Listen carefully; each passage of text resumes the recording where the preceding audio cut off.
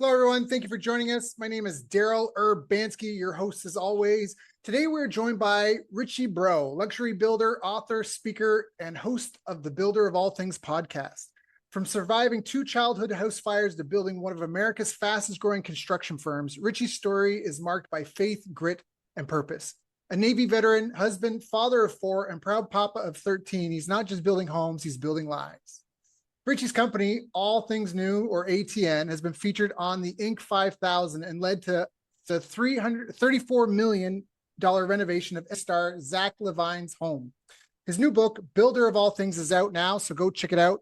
And I've asked Richie to join us here today to share his story and insights on building things that last. So Richie, thank you so much for joining us, my friend. How you doing? Daryl, man, I've had so much joy talking to you offline. I'm so thankful for this experience to just join you and just loved what I've been hearing and what you've been, imparting to other business owners. So thank you for allowing me into this space. Excited to serve and just give anything I can to help equip, motivate, inspire other business owners. I love it. I love it. I love it. And I definitely want to talk Woo! about some of the lessons you've learned and what you're working on. But before we can get into that, I want to know, how did you get into this? Do you come from a family of entrepreneurs? Are you carrying the torch that your parents carried before you? I love it. I just learned this recently, which is funny, is when she was 8 or 9 years old, she pulled together a play, wrote a play, and directed a play for all the community kids. This is just like outside playing stuff, not anything organized by adults, and just charged a nickel per person to get in. And was already, I didn't realize she carried to this day. She has a The legacy of hustler. Look at this. 50 years of directing plays and stuff. And so just her doing that. But really, I want to say it comes from my father. I remember when I was young, he was selling, I don't even know if sales the right word, but he had gumball machines and different things in different businesses. I remember this one time he had me and my brothers, he gave us this product where you go knock on doors and you wax and wash the car in one setting back in the 90s. So we would do the first one free. And then after that, if they called back, that would be the charge. And, it was a good, let the work speak for Yeah. itself. And then we would just from there just get clients. And so early age, man, he planted me doing, I was working since 13 in the cornfields and then going into paper routes. So, he's to this day, I remember in high school, he launched his first storefront for running because he did marathons and runnings. I remember as a kid going with my high school buddies into a store. It was the coolest thing for me, man, just seeing like establishment, a storefront, that kind of thing. And so I do believe those things imprinted in me, going out into the real world and just naturally stepping into that mind frame and seeing things a little different. Even when I was working my 9 to 5, I would pay attention to the operation or the sign and why they marketed the sign that way, or like looking at commercials. When my dad would go on a commercial, I would say, why would he do it? So my brain was already connecting that network of entrepreneurship early, I believe. And so when it finally presented itself in my world, I think those dots were already there, just paying attention early.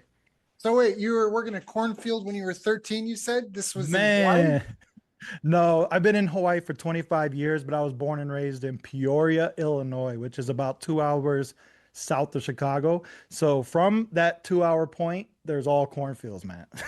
So you got Peoria, which is called Second City in Illinois. It's still surrounded by cornfields outside the city, right? And so that was one of those first like jobs that, Yeah, and you your learned what feet. work is. Yeah, you learned what work Man, is. yeah, man, that started my tradesman probably journey, man. I wasn't scared of carpentry after doing that because a lot of those jobs are inmates coming out when they need their first job. And so you're sitting on a bus as a 13-year-old with like just straight old gangsters, and just like this little humble kid just ready. But you just, you march out there in the mud, you get cuts on your arms from the leaves and you're detasseling corn or snakes. And so I would come back at the end of the day and just like, man, love to be home. Yeah, yeah, yeah. That's a real salt of the earth. I feel like that's something that's almost being lost of all of us growing up in cities, all these city kids. I mean, I was kind of a city kid a bit. I had a bit of a mixed background, but that like the reality of, it takes a certain amount of time, energy, and effort to dig a hole. Like it sounds really simple, but if anyone's had to like dig fence post holes, it sounds so simple. Just dig a hole, just shovel and go. But to do it, to Yeah. hit rock, to have to break the rock, to have to pull bro, that teaches you what it takes to produce a result versus Well, yeah, yeah, you nailed it. I think there's a big gap from learning and education and just freaking doing. Yeah. You know what I mean? Yeah. Like we got ChatGPT, we got Shark Tank guys right in the back pocket of our phone nowadays. So information is one thing, but just go do it, man. Yeah. Like just go. And that's kind of what I'm, my hope, motivation to inspire people is just do. Yep. Like you Yeah. gotta go just test the waters, man, because you'll be surprised what you could pull off. Like Yeah. I've gone down that rabbit hole of creating like 10 different businesses while I'm sitting on the toilet on ChatGPT, but I need that one to connect and just go do it. Like, Yeah. okay, Yeah. I'm gonna launch a podcast studio. Boom, go do it. Yeah, I Yeah. have no clue what I'm doing, but I'm gonna figure it out. Yeah. And then just get my resources along the way. So I think what you're saying, dig the hole, man. You nailed it. Yeah. Just go dig Yes. it. You'd You be can't surprised how easy it outsmart is. everything. You can't outsmart everything. You can't outthink everything. Some things you just have to be powerful. You have to develop the power, the stamina. You have to just move. Some things, it's not that you're a bad person. You're just too slow. You got to keep moving. Like there's a reality to this, timing. Yeah. What is the difference between salad and garbage? Timing. And so it's, like it's so you can sit. Yeah. I love it. I love it. So, okay. So the fields at 13, your dad's running marathons. He's opening a store. And you said you had a paper route as well. Is the paper route kind of your first business, your own kind of business thing that you were running? Yeah, the way it's set up, at least back then, I don't know how it is now, but back in the early 83, I think it was, the papers would be delivered at a corner. You go pick it up. And this is where my entrepreneurship started. You would go find your clients. You had to go knock on doors and then you would deliver these. But then you get this little receipt book with little tabs and you go and collect the money too. So you're kind of like operating the whole thing. The entrepreneurship kicked in when I talked to my younger brother and I paid him half of my dividends to do the work for me. Right. So I would have him wake up, drive my car, do the deliveries, pick up the money, and then he would get paid. He's happy. He's a little bit younger than me, but then I was the one just sitting back and, learning I can get somebody else to do it kind of deal. Right. So that's when the entrepreneurship really baked in. Yeah. And so, okay. So you had a car at that time. So I guess you were in 13. So no, yeah, to correct that, I started 13, 16, I had my car, but yeah, illegally, my brother would drive my car at the time. That was kind of like the pitch for him. Hey, you could drive my car. Yeah. Don't do this at home, kids. Disclaimer. Yeah, don't do that part at home. But yeah, the entrepreneurship was, that was the key the thing I connected, right? So I used to share to, some other colleagues of mine that were getting ready to start and like, what's the difference between being a business owner and an entrepreneur? And I was trying to explain it like a pool cleaner, right? Like if you're a business, you could be a pool cleaning business. You can get 10 clients on the road, fill your whole calendar, and you're going cleaning all of them. You're collecting money. You got an awesome business. You could be happy. I said, but if you were to multiply that and then get more people to do it for you to where you're just more setting the pace, maybe marketing, and then you're growing it and scaling, then you're entrepreneuring. That's where I separate the two is, you're not your mom and pop business on the corner. You're scaling is what you're doing. I love that. So you said the differences in the roles. So in one, you're doing everything. And then the other one, you said you're setting the pace, which to me, that means quality standards and doing the marketing. Is that? Well, even those seats can be eventually filled. I think the ultimate goal of entrepreneurship is have the whole machine running on its own and you're still collecting dividends. Right. So in order to do that, you would scale and continue to fill those seats versus just running the ship. Instead of playing just captain, you now become the admiral who works on the ship. Yeah. They say it's no meetings, lots of meetings, no meetings. That's the no meetings. Yeah. You nailed it. Yeah. That's like the Zen thing. Before Zen, you look at a mountain and it's just a mountain. And then when you start Zen, you look at the mountain and it's no longer just a mountain. And when you understand Zen, you look at the mountain and it's just a mountain again. I don't know what that means. Yeah. So, it's kind of like when I started out, I did the math, right? I said, okay, how much does this company need in overheads for me to pay myself and not really be in it, working in it, right? And so I had to do that math and that became my goal. And I was looking at that goal now, okay, I want to hit this type of revenue so I can have this type of overhead so I can just work on my business and not in it. And that goal is what kind of set my trajectory of how far I wanted to scale, at least to my first point. And I don't mind scaling past that. Nobody does, but at least to that point to where I can work on the business. I love that. You said a key phrase there, work on, not in the business. That's from Michael Gerber, the E-Myth. I've been actually working on his business for about a year. Behind the scenes, great, hats off to the guy who coined the term. So can you speak to that a little bit? What does that look like? If somebody listens to this, if they're like, what does that mean? I mean, it's great to hear that term, but what does that mean? Yeah, I'm gonna give it live. I mean, when I say live, like my experience was I'm a builder, right? So I remember like going to a job site, delivering the material, laying the guys out, go to Home Depot, pick up the material, then on my way, stop by another house to do an estimate. Then my phone's ringing. There's a new person who wants to schedule an estimate. And then I'd go to the job site, start installing the kitchen so things are moving. Then I would drive home and do the estimate and send it. Man, that's in the business, Mhm. right? And I realized, okay, how can this change? I realized the one thing that, what do I have to do at the time that you're in it, and what can I give up for somebody else to do? And so at the time when I realized, okay, I still have to do certain things, but the one thing I could give up was somebody else can answer the phone, Mm, at least take a message. So I started right there. And so I just had to fill seats. So once somebody started answering the phone, then I realized, hey, I need somebody to actually just do the estimates. If I can just somebody do the estimates. So I had somebody do the estimates. Hey, I need somebody to actually lead the job site. And so as long as the funnel's there and the work's coming in, you can keep planting the seats, right? So you can afford those positions. And what was really challenging and the hurdle I needed to get over, I always looked at hiring somebody as a liability versus an asset. mm, And and that was the challenge, man. It was like, man, I can't afford to hire somebody, but little did I know if I hired that person, it grew the company. And it has to be the right person. So that's the question I would ask myself is, what is it that I have to do? What is it that I can give up right now, mm. timing wise, right? And you got to be honest about that. Like, okay, I cannot give up doing estimates right now because nobody else can do it. And then there's a certain point is like, I feel like I'm in a position to train that where somebody can do it like a machine, right? A process is done. I built my process. Now I can pass this training. After 2, 3 years of that, and it's not overnight, guys, it's like digging the hole. You have to put in the work. At the end of Mm. the day, you have to put in the Right. work. You have to build a process to pass it. Like you can't just pass it. Oh, you're answering the phone now. No, I had to sit there, right? Like when I answered the phone, I thought about A to Z. What does Richie do? Boom, boom, boom, boom, boom, boom. Write it down. Now just say, hey, I want you to do what Richie does.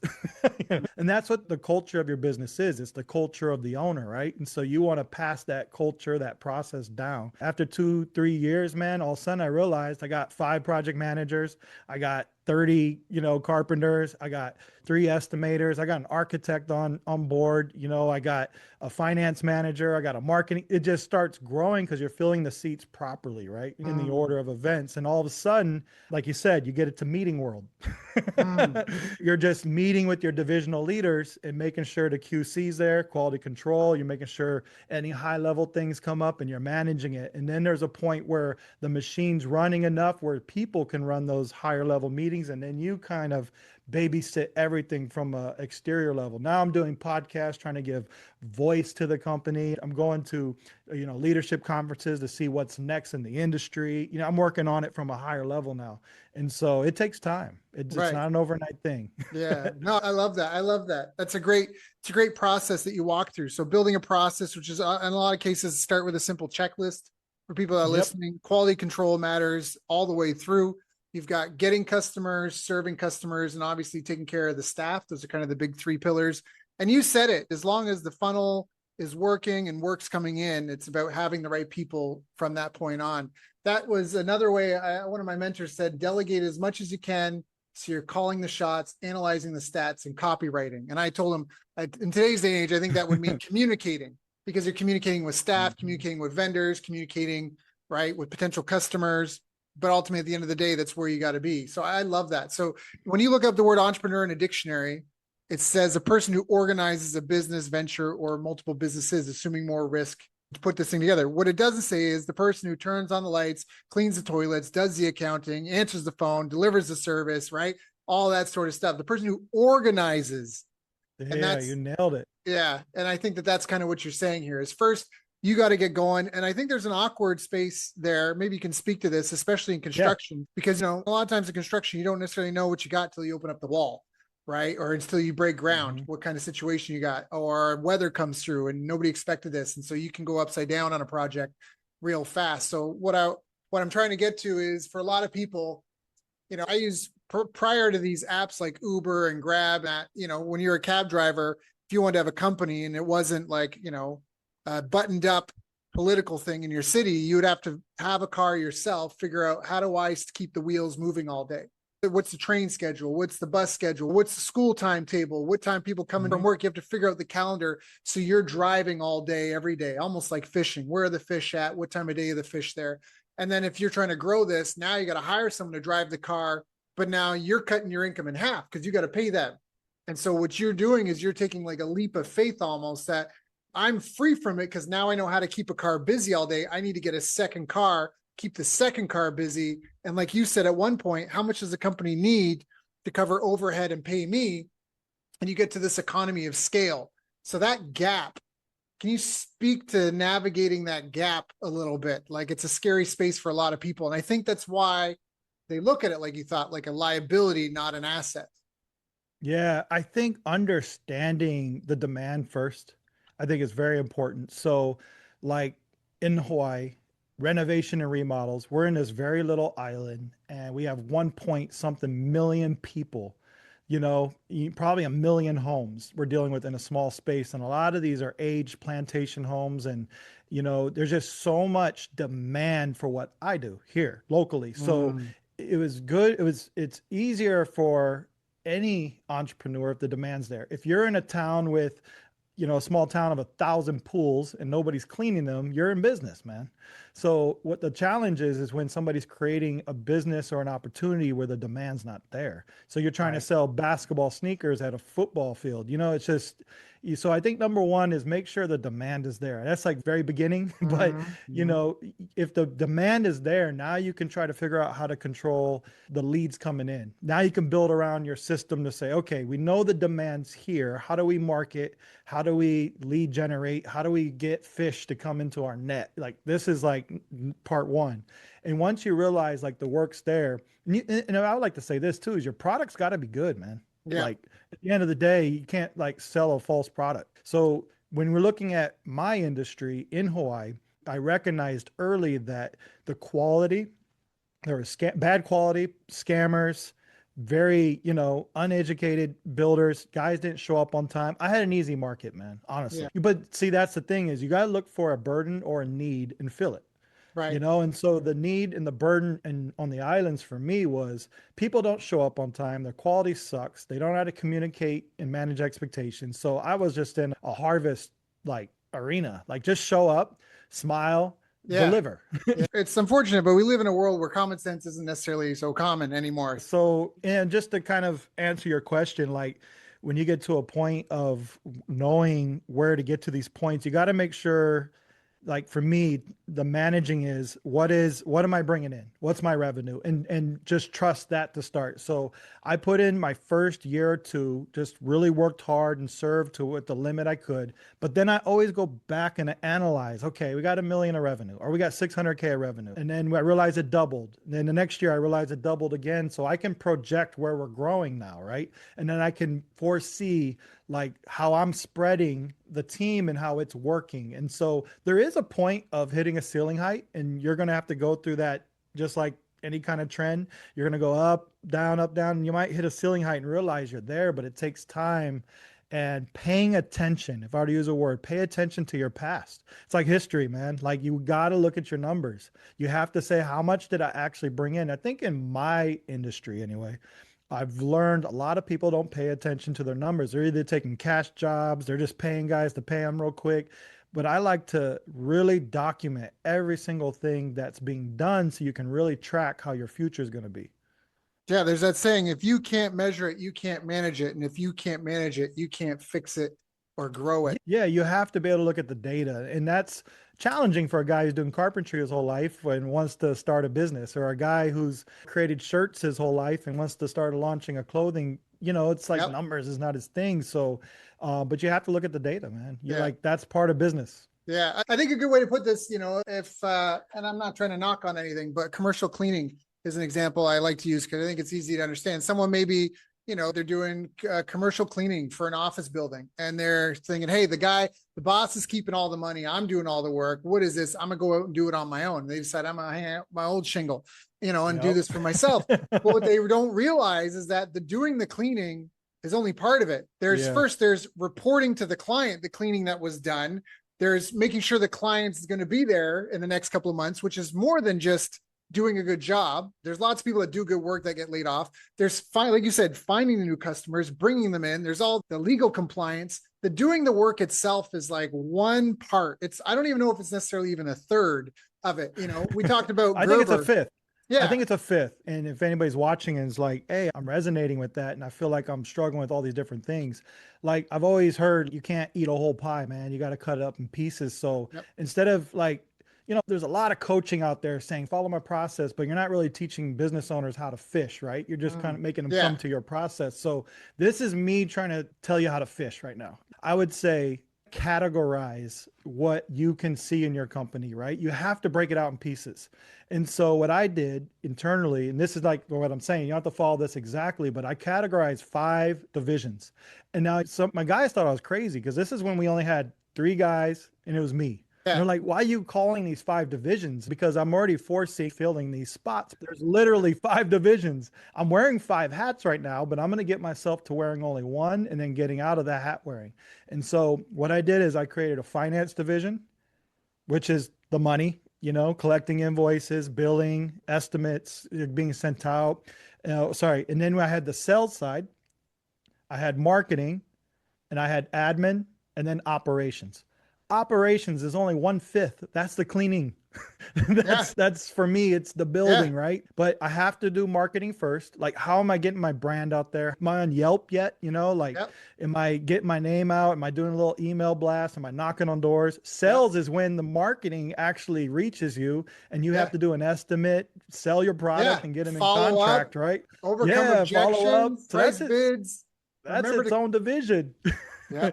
And then after sales, we jump it into operations. And then what I call just the running guys all time is finance, and admin's just documentation of everything. You just got to have a filing system. You just got to document, whether it's online, Google Drive, but then you have finances, which is running alongside everything. So right away, man, I just broke it out in 5 divisions and I started there. Yes, we've grown since then and categorized, but I think that was like the basic 5, right? Yeah, I love that. And the vision that you had, the power that you had is the rule of 10,000. If you're going to bake one pie, it's very different than if you're going to bake 10,000 pies. So you're sitting there with your small team and they're like, bro, it's just us. But it matters. It matters when the numbers are small. That is the scaffolding that the future will build on. So if you don't get those things in place when it's small, it's going to turn to mashed potatoes when you try to build on it. Right. Yep. And so I think you nailed it, man. Yeah. You got to paint the picture. Like when a lot of times we have to have a 10-year plan in our brain already. You don't have to have all the pieces together, but you have to start like, okay, 10 years from now, where do I want to be? Do I want to be still at kitchen and baths and master it? Or like, where's your plateau? Where's your ceiling height? And so in my head, hey, we want to be the best on the island. I always said that to my team. And to be the best on the island, you got to do the bigger homes. You got to do these certain things. And so I just had to build from there and then work backwards. Yeah, I think that clarity is a major part of that. And then you also have self-efficacy as well, where for a lot of business owners, they might have a lot of things in play, but they've got an addiction problem or they've got personal issues that are preventing them. Everybody wants to put their health last and, the hustle and grind. And I'm gonna sleep 3 hours a night. And you can do that and you'll grow your business and then you'll have a health catastrophe and everything stops. Right. So it's, it depends on what kind of timeline. Success maybe looks different for everyone.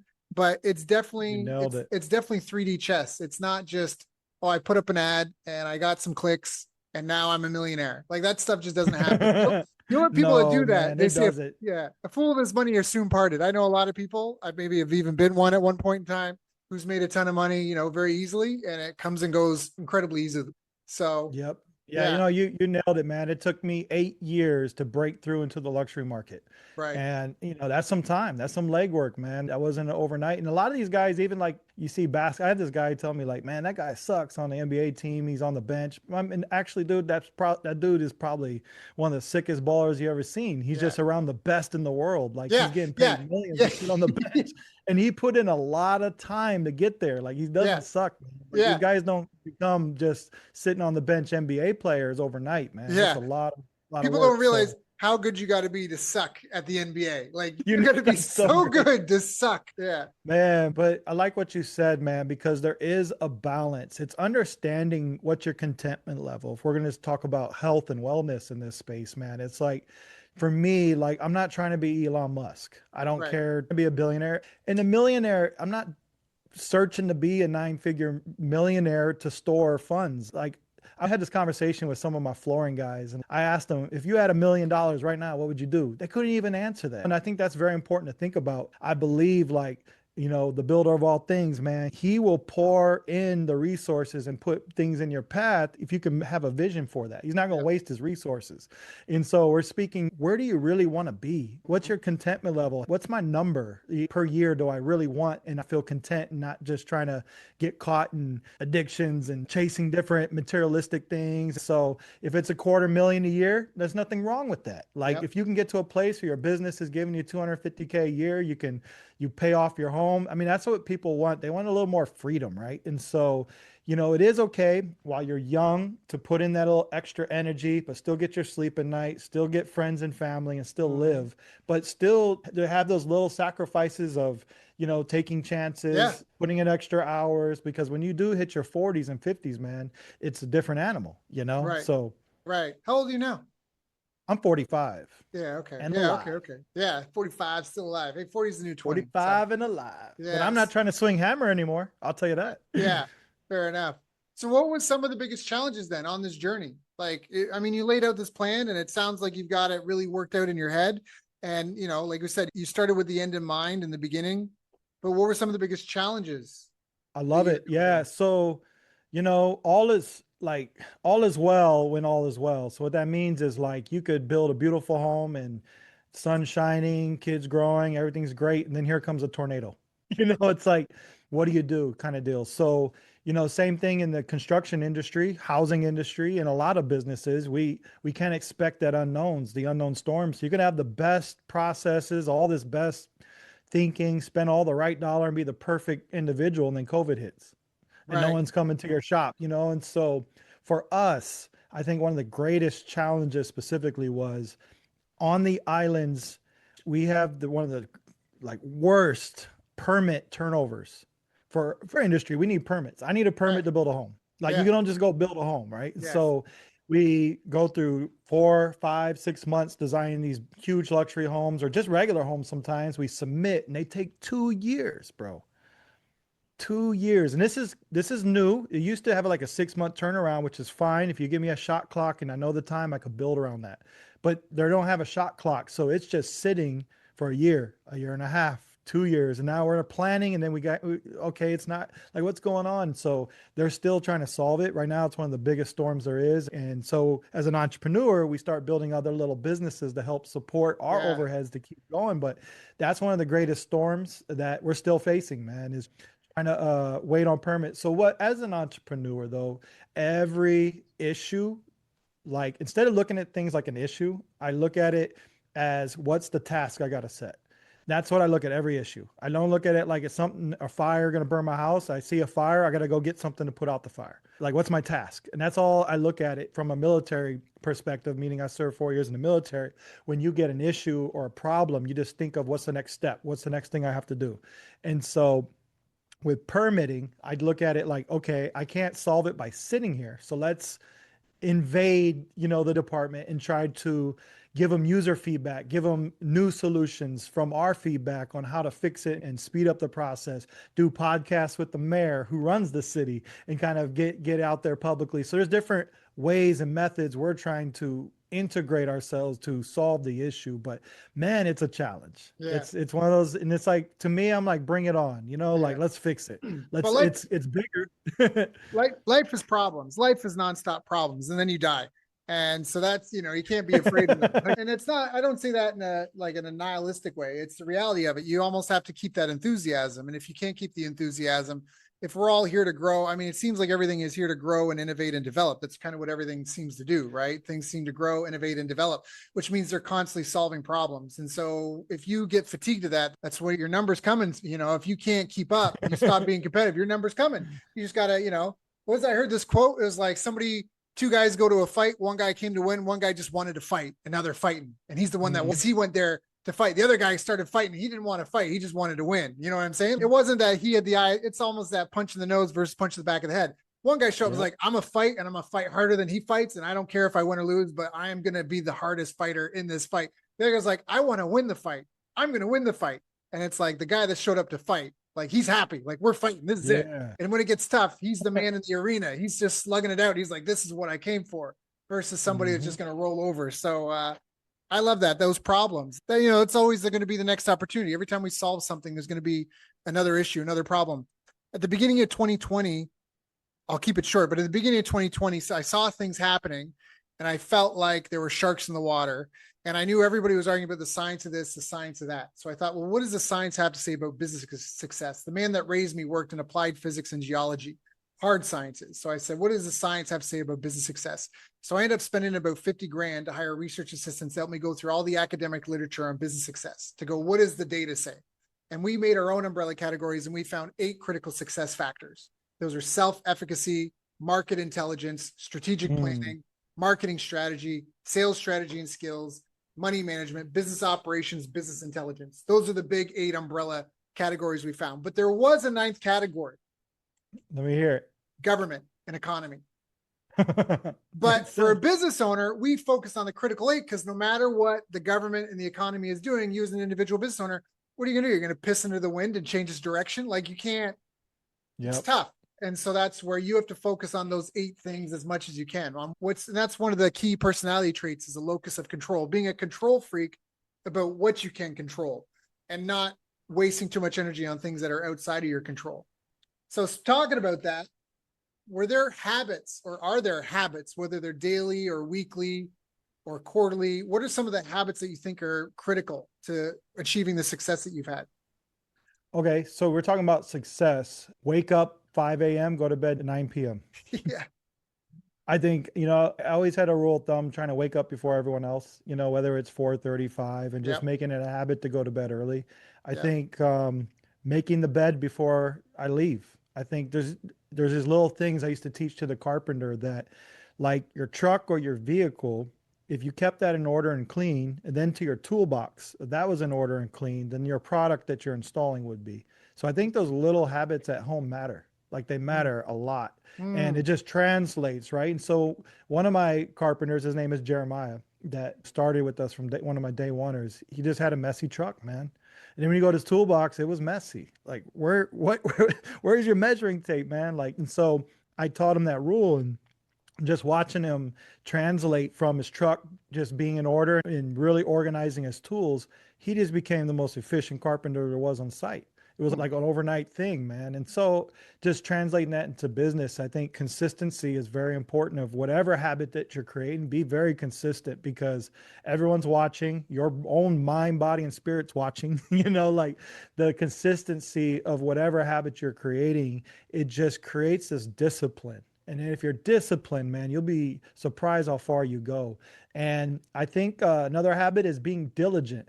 Like, I believe that if you prepare the horse ready for battle, victory is of the Lord's, which is a scripture I used to always live by. And it's a diligent scripture to me. It means do everything you know to do every day. Like, don't like really steward your hours. And so if you have 8 hours, steward that 8 hours to know that it's not being wasted. So I really got to look at my rocks and my sand every day. Like rocks are my high priority, sands are low.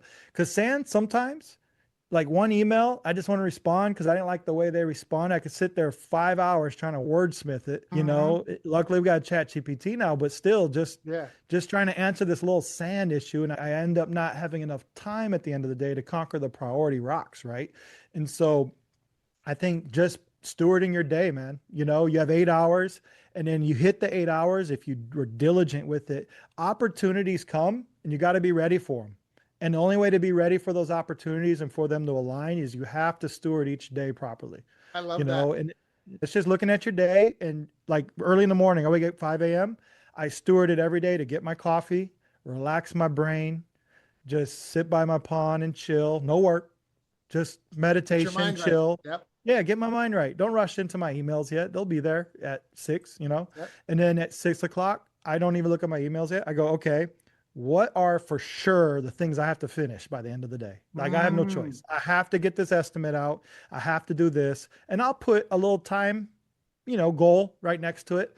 And then if I can conquer that in 3 hours, the other one's two, and I got three to play with, okay, what can I do now? I'll jump into my emails, play around. And then every day is the same. And I conquer so much, man. So it's all about task organization, prioritizing them. And those habits right there, Daryl, are game changers for entrepreneurs.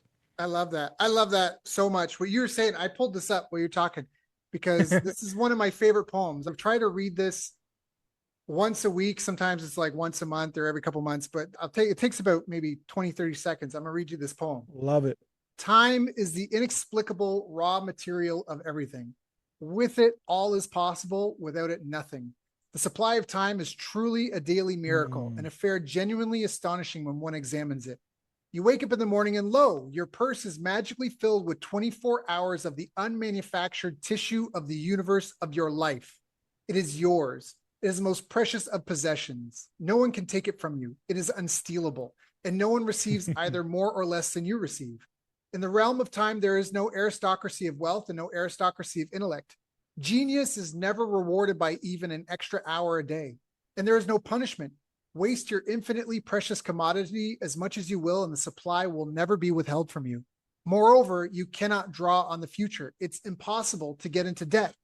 You can only waste the passing moment. You cannot waste tomorrow. It is kept for you. You cannot waste the next hour. It is kept for you. I have said the affair was a miracle. Is it not?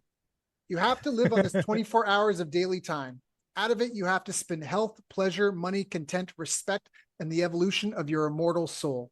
Its right use, its most effective use, is a matter of the highest urgency and of the most thrilling actuality. All depends on that. Your happiness, the elusive prize that you are all clutching for, my friends, depends on that. If one cannot arrange that an income of 24 hours a day shall exactly cover all proper items of expenditure, one does muddle one's whole life indefinitely. We shall never have any more time. We have, and we have always had, all the time there is. By Arnold Bennett. And I think you hit I the nail loved on the it. head. Yeah, right? And even Yeah. to add to that, like Eminem, one of the greatest hip hop rappers of all time, right? He lived by the 3-8 rule of the 24 hours. And a lot of rappers, like, they're blown away on how he operated. He would sleep 8 hours, he would do life for 8 hours, and he would do his music only for 8 hours. So he literally would go to the studio like a 9 to 5, man. Like he would go in, take lunch break, then come back, and at 5 o'clock check out. And they're like, "Hey, where are you going?" Yeah. Eminem's like, "I'm done. I'm done for the day. I'll be back tomorrow at 9 a.m." Yeah. And to say, like, there is a balance to all this. Like, what's the point of putting in all the hours? And you do need to put in a little extra work Yeah. when you need to, but you got to steward your health with sleep. You got to have life. You got to have Yeah. time with friends, social life, because there's pillars to our wellness, man. And if we're just concentrating on our career and just our body, we're missing our spirit, our intellect, our social life, our environment. Yeah. You have an 8 hour pocket to fill those things, right? Career, entrepreneurship, that's 8 hours. Sleep, that's 8 hours. Yeah. There are other eight, that right there, man, is very important in what it's all really about. And Yeah. so to answer your question, I think that's the greatest habit, because if you can create that habit to steward your 8 hours and don't waste it, what people do is they like to integrate that 8 hour lifetime in entrepreneur time. And I Yeah. don't think you should. Yeah. It's kind of like having two business accounts. It's like you have your business money, but you like to pull for your regular life Yeah. stuff, and you're kind of Yeah. mixing the pot.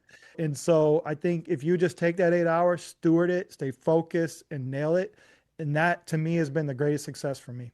I think that's a huge tip. And not everything, I always say, not everything in the jungle kills you and eats you. Some things just feed on you as long as possible.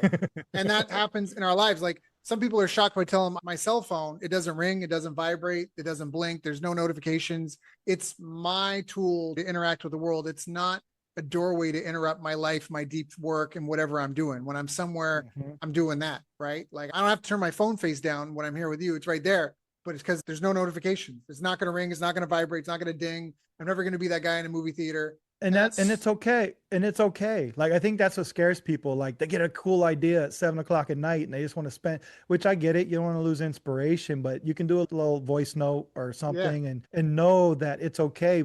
Just steward your 8 hours, because if you keep mixing those pots, it's hard to grow. Yeah. Yeah. 100. I love that so much. So where do you see things going? Obviously, there's a lot happening geopolitically. There's a lot happening technologically right now. Where do you think things are going to be in kind of 5 years? I mean, obviously your industry might be one of the, Yeah. it's being affected, but at the same time, how much is it going to be affected? Are we going to have robot staff, like robot carpenters? Like, yeah, what do you think? What's your crystal ball say? He's talked about a 10-year plan. What's your 5, 10-year outlook?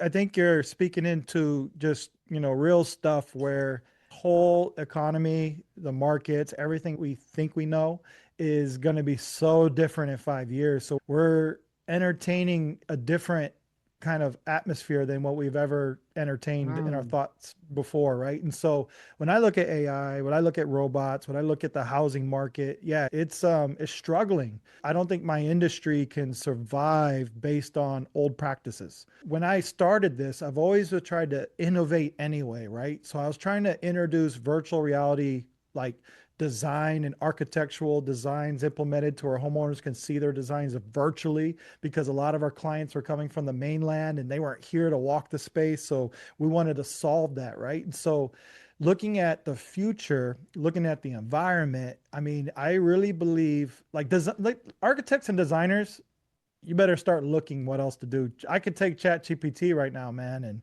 Matterport, and I could start doing this stuff myself, which is sad because I'm really sad for a lot of architectural friends.